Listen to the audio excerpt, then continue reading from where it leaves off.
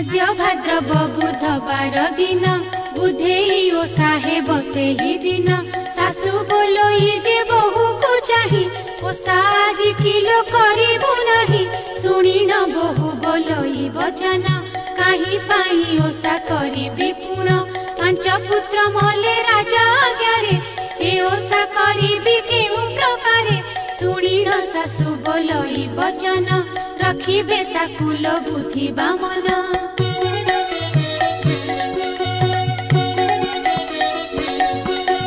हेमंत सुनी ओषा विधि कले कुटीरे बसी हुलहुली देले बुद्धि बामन को लागी करिले ओषा सारी करी घर को गले एथु अनंतरे बुद्धि बामन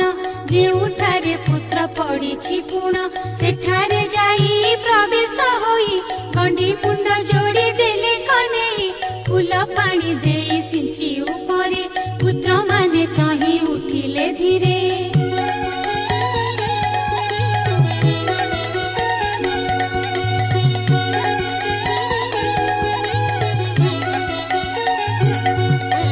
बुद्धि बामन महिमा अशेष घरे जाई पुत्र हेले प्रवेश पुत्र को देखिण माता तांकरी आनंद मने जे कोड़